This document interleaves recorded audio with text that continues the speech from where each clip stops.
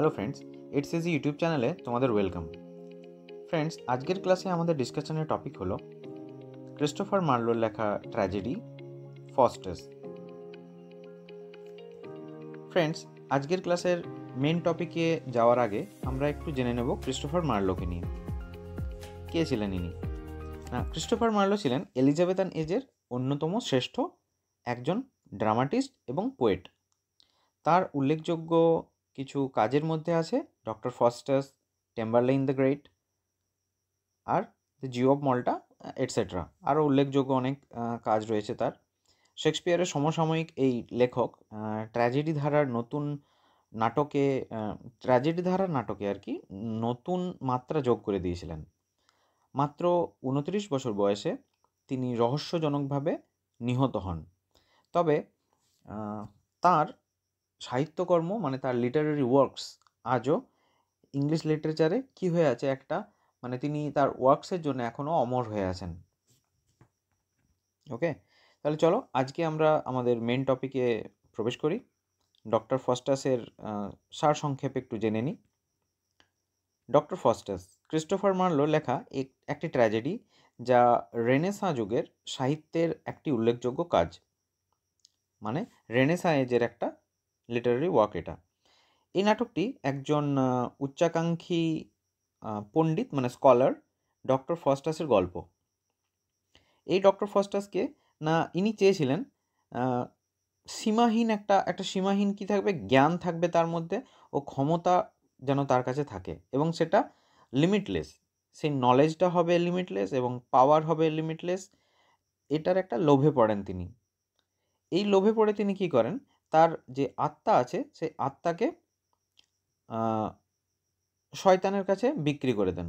তার এই আত্মা বা সোল যেটা আছে সে আত্মাকে তিনি কী করেন, শয়তানের কাছে বিক্রি করে দেন, স্যাটানের কাছে। ওকে, নেক্সট কী হয় না, ডক্টর ফস্টাস জার্মানির ভিটেনবার্গ ইউনিভার্সিটিতে একজন পণ্ডিত ছিলেন।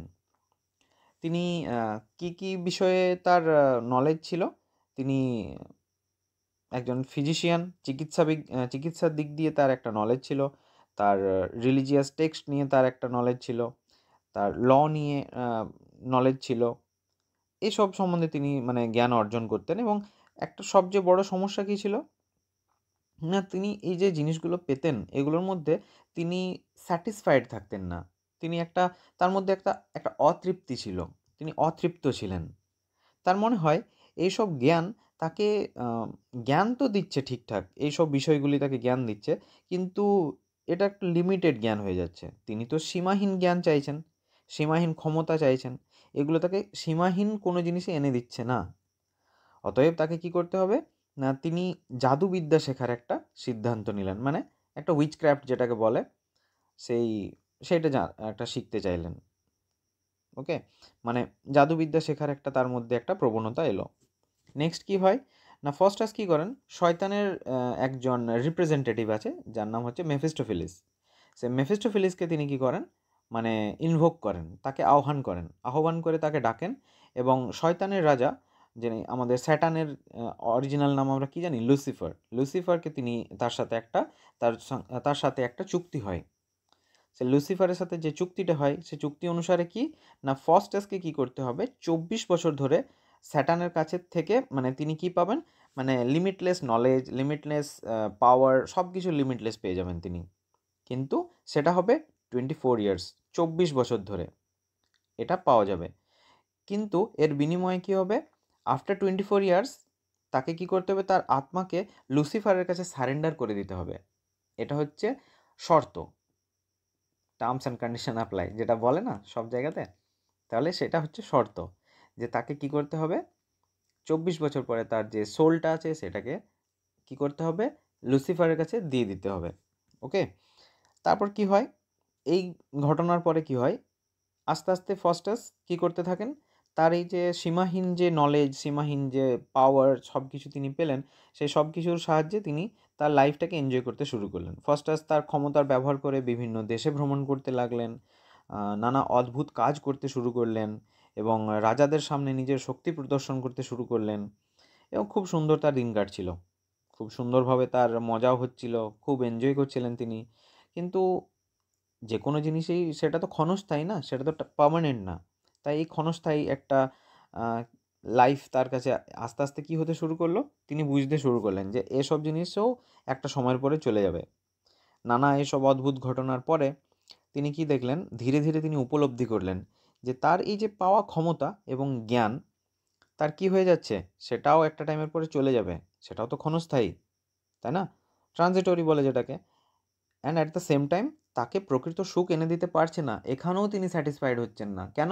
Y? Because these are not permanent, these are temporary. 24 বছরের একটা একটা প্যাক্ট হয়েছে না, তার সাথে একটা চুক্তি হয়েছে, তাই না? সেই হিসেবে তিনি বুঝতে পারেন যে এটাও ক্ষণস্থায়ী। এবার শেষের দিকে কী হচ্ছে, ফস্টার্স তার ভুল বুঝতে পারেন।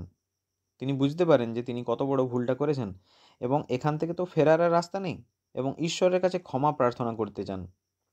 তিনি ঈশ্বরের নাম করে মানে একটা মার্সি চান যে আমার ভুল হয়ে গেছে। কিন্তু কি হয়, ওই যে শয়তানের সাথে তার চুক্তি করা আছে যে 24 বছর পর তাকে চলে যেতে হবে, তার সোলটাকে দিয়ে দিতে হবে। এই যে শয়তানের সাথে চুক্তির কারণে তিনি আর মুক্তি লাভ করতে পারলেন না। কেন? কেননা তার সাথে তো চুক্তি হয়ে গেছে, নির্ধারিত সময় চলে এলো, যে সময় তাকে এবারে কী করতে হবে, ফিরে যেতে হবে। নির্ধারিত সময় হলে শয়তানের কী করলো, স্যাটানের যে যারা মানে এই যে মেফিস্টোফেলিস তার যে দূতরা, তারা এসে ফস্টাসের আত্মাকে নিয়ে যায় এবং তিনি কী হয়ে যান, চিরতরে মারা যান। তার এই যে লিমিটলেস নলেজ পাওয়ার যে একটা মানে খিদে ছিল, সেটা কী হয়েছিল, 24 বছরের জন্য তিনি পেলেন ঠিকই, কিন্তু তার পরিবর্তে তার সোলটা চলে গেল। তাহলে ফ্রেন্ডস, এখানে আমরা এই ড্রামাটা থেকে, এই নাটকটা থেকে আমরা কি শিখতে পারি? না, এখানে একটা একটা মেসেজ আছে। এই গল্পটা মানুষের সীমাহীন লোভ এবং তার পরিণতি কথা আমাদেরকে জানায়। যে কোনো জিনিসই একটা সীমাহীন জায়গায় চলে গেলে সেটা ভালো নয়, তাই না? মানে যা কিছু সীমাহীন হয়ে যাবে সেটাই বিষাক্ত। একটা লিমিট, একটা ব্যালেন্স যেন থাকে সব কিছুর মধ্যে, এইটাই এই গল্পের মেসেজ, তাই না? এখানে কি হচ্ছে, এটি দেখায় যে জ্ঞান ও ক্ষমতার পিছনে অন্ধভাবে দৌড়ালে তা আত্মার জন্য বা আমাদের আত্মার জন্য কতটা বিপজ্জনক হতে পারে। নাটকটি একটা রিলিজিয়াস এবং মোরাল একটা লেসন দেয় আমাদেরকে, রিলিজিয়াস একটা লেসন, মোরাল লেসন আমাদেরকে দেয়, এবং যা একটা গুরুত্বপূর্ণ উদাহরণ হিসেবে আমাদের ইংলিশ লিটারেচারে থেকে গেছে। তাহলে ফ্রেন্ডস, আজকের ক্লাসে আমরা ডক্টর ফস্টাস নিয়ে ডিসকাস করলাম, ক্রিস্টোফার মার্লোর লেখা এই ড্রামা নিয়ে ডিসকাস করলাম। আশা করি ভিডিওটি তোমাদের ভালো লেগেছে। চ্যানেলে এই ধরনের ভিডিও পেতে চ্যানেলটিকে অবশ্যই লাইক দিও, সাবস্ক্রাইব করো।